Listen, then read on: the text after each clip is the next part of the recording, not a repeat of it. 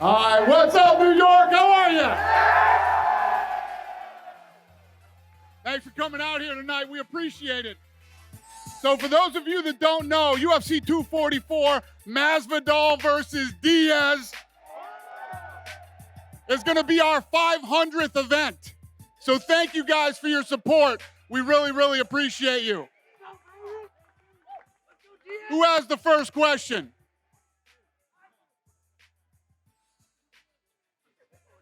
All right, I have a couple of questions. Nate Diaz. Nate, listen to this crowd. How do you feel about being in New York, Nate? Woo! Yeah! It's good. So far, so good.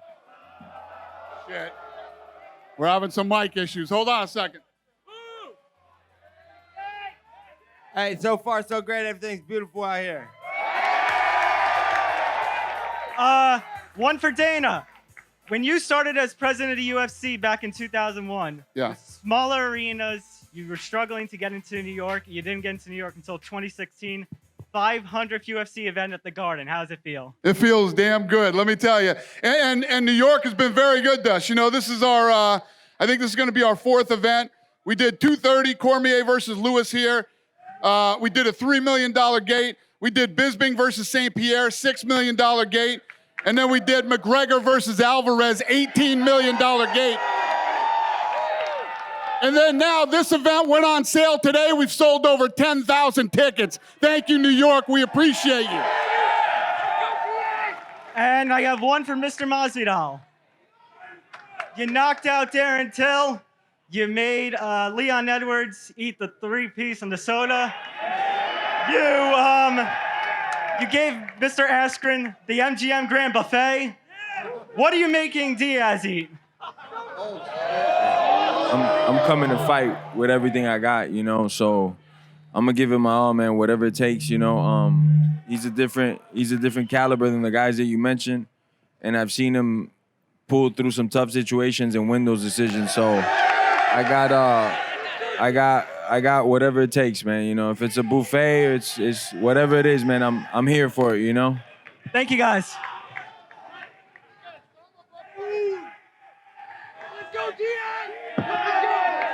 First of all, Dana, thanks for the press passes from the Morning Blitz. Question for both fighters. You obviously both have a lot of respect for each other. Can you just talk about preparing to this fight and how your mental state differs as opposed to fighting a big trash talker like Askren or McGregor? Yeah, I heard him. I mean, when people talk shit, it is motivating because there's some dudes you're not going to lose to. And Askren is that dude I'm not losing on any universe to. You know, so the shit talking does help. Man, it just helps when the guy on the other side that you're fighting wants to hurt you and you know it. That's enough motivation for me right there. And Nate? Yeah, is this working now? Yeah, it's just like I train for every fight. There's really not a lot of trash going on in a lot of fights I'm in anyways, so it's just like normal. I'm just glad to have a worthy opponent and a worthy venue to be in. Thanks, guys. Que hola, Seri. Hey guys, Phoenix Carnivale, everything. That, hey, let's do this. Was that question for me? That's for you, Dana. Hey, Lene, what did she say? So you decide, are you 100% doing this BMF belt? And what does that entail? What is that going to be like? Yeah, the belt. So, you know, when Nate did his interview that night, he basically said, this is for the baddest motherfucker in the game. So,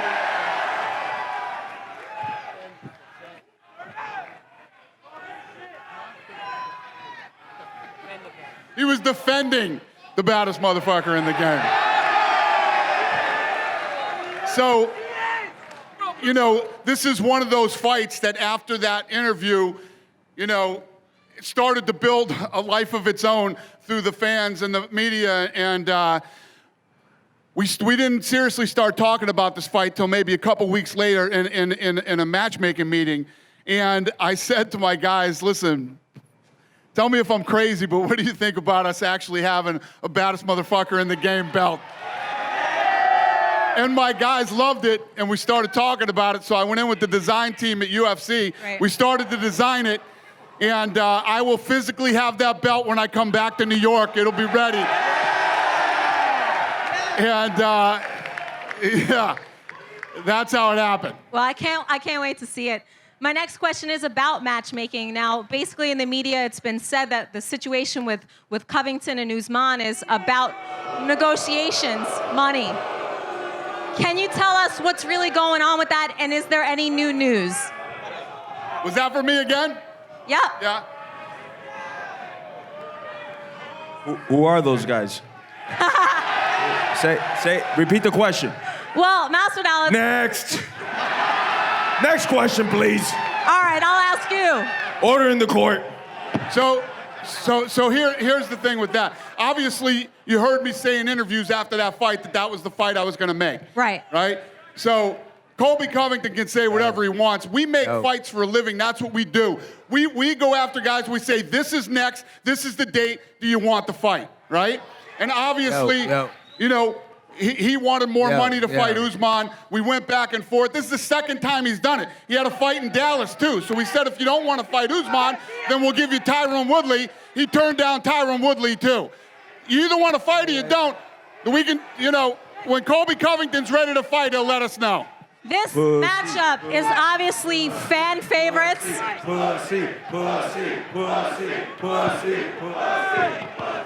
matchup is obviously fan favorites. This is a win or lose situation, is a win-win situation for the fans.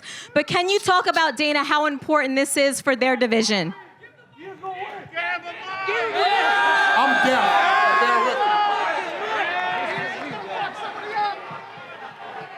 Yeah, no, this fight's a big deal for the division, for who's next in the title picture, and obviously a huge fan favorite fight. So this is one of those fights. Diaz went out and beat Pettis, comes out, gives his interview, calls out Jorge.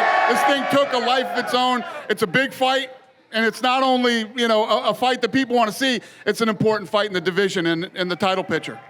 So it'll be them and then you. Dana, this is Dan Canobio, CompuBox TV. The question is, if there's someone on the fence about ordering the Canelo fight or this one, why should they order this fight right here? We're fighting for the best motherfucker in the game belt. That's why. So, you know, the night that we started talking about this date, and that you know, we were going to take this date. Then a week later, I heard they were going to do that fight. I think they're crazy to go the same night as us on DAZN, but you know, it is what it is. But if they time it right and they do this thing the right way, it could be very much like the other night when Gaethje fought Cowboy, and then the Fury fight was on after. So if they time it right, it could work out. But if they want to go head-to-head, they're fucking nuts. And secondly, for all you guys, so mostly for Nate, fighting in New York, fighting in MSG, the mecca of boxing, the mecca of combat sports, the mecca of entertainment. Now you get to put your name on that list. What does it mean for you to join that list of fighting at Madison Square Garden? Yeah, that's one of the best parts of this whole thing is being the headline in that.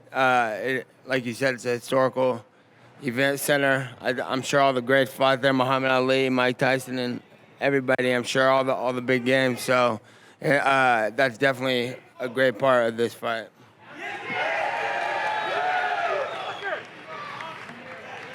What's going on, guys? Welcome to New York.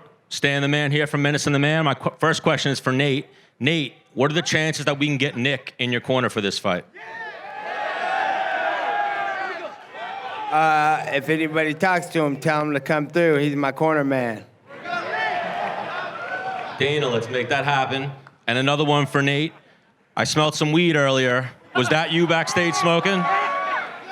Man, I smelled it as soon as I came out here. It's you guys. Jorge Masvidal, nobody said anything about how sharply dressed you are. You look amazing.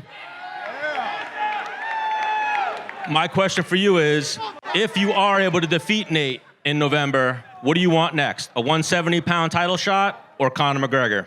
Well, you can't ask me. The man right here said I'm too much man for that dude, so don't bring that dude up no more in my interviews. He already said it himself, so that fight is not available. What I'm gonna wait is for those two sissies to clear it out of who's gonna fight, and then if God gives me the victory November 2nd, I want to take everybody's head that's attached to a belt. Somebody says they have a belt, well, I'm coming for it, and if it's any one of those two sissies, then they're gonna get it, you know? And I mean sissies in the purest of forms. Yes, yes. So Dana, can we make that happen? Can the winner of this fight welcome Conor McGregor back to the octagon? Let this fight happen. I don't know. Let's see how this Let this fight plays happen. out. You know what I mean. Let's keep this baddest motherfucker alive belt going. All We'll see what happens. right, thank you.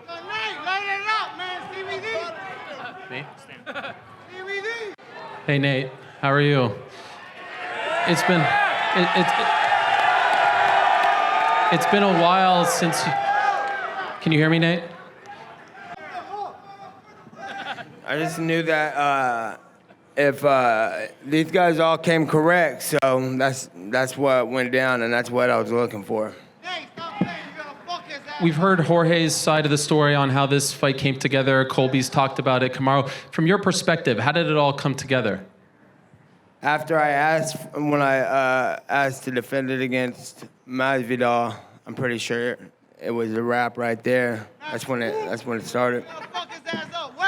I only asked that because it seemed like there was an offer for Masvidal to fight Usman as well, but it seemed like he was more interested in this fight. You can fight for phony belts, or you can fight for the best motherfucker in the game belt. And how do you feel about the UFC actually making this title? Did you think that that would happen, or did you think you'd have to produce it yourself? No, I think it's, yeah, my man, I made it happen, that's why. So you're okay with that? That's what it is. All right. Jorge, I like the getup. Tell us the inspiration behind the Thank you, suit. sir. I'll let the people answer it. Get him, because he doesn't know. Okay. And also, I just want to ask, you've been called Street Jesus, you've been called Cuban Jesus, but I don't see you actually sort of calling yourself that. How do you feel about people comparing you to? I'm in no shape or form Jesus or God. I'm nothing like that. I got one talent. I can baptize people, but I'm not God or nothing like that, man. Thank you. You're welcome, sir.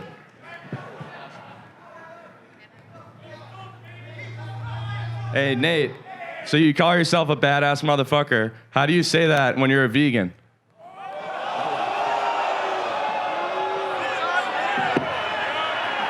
I'm harder than anybody here. What's up? I guess we'll find out then. Step your game up, dog.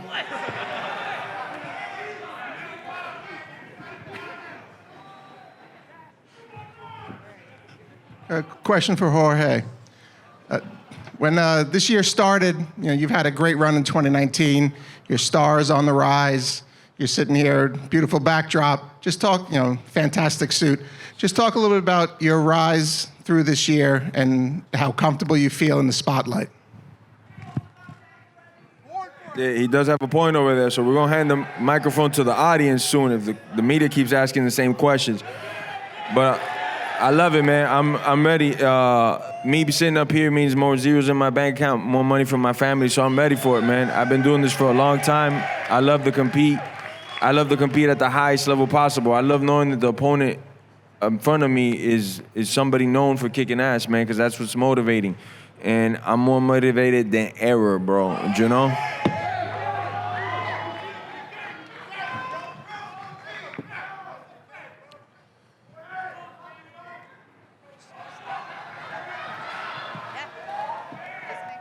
Karan Bhatia with Ask the Experts. Question for Nate and Jorge. What's your official prediction? How's it going to go down on November 2nd? I envision myself with my hand getting raised at all costs. Whatever hell I gotta run through, whatever desert I gotta go through, mountains I gotta climb, that's how I envision it, man. I got the only person that believed in me since I started fighting is me, and that's the only person that still believes in me to the end, man, is me. So I'm going with me all the way, my brother. That's a dumb question. And Nate, Any prediction from you? Yeah, I'm coming to win. Thank you. I'll take a couple more questions. Go ahead, buddy. All right, so Nate, I know you've come out with your own cannabis strain. I got people asking me, when's it going to be available internationally? People in Australia, Melbourne, they're asking for it.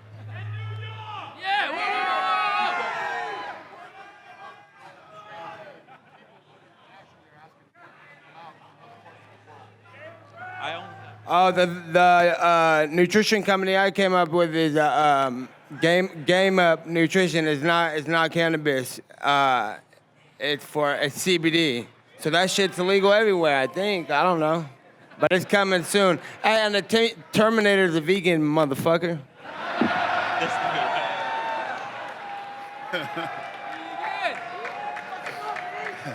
So obviously very respectful for both of you guys. You both respect the gangster, the realness. After the fight, are you guys sharing a joint or a drink? A joint, preferably. Are you good with that too, Nate? Both, if I win. All right. We'll take one more question. Who's got the last question? This one's for Dana. Since we're in New York, I had to ask you, have you bought your Pats Super Bowl tickets yet?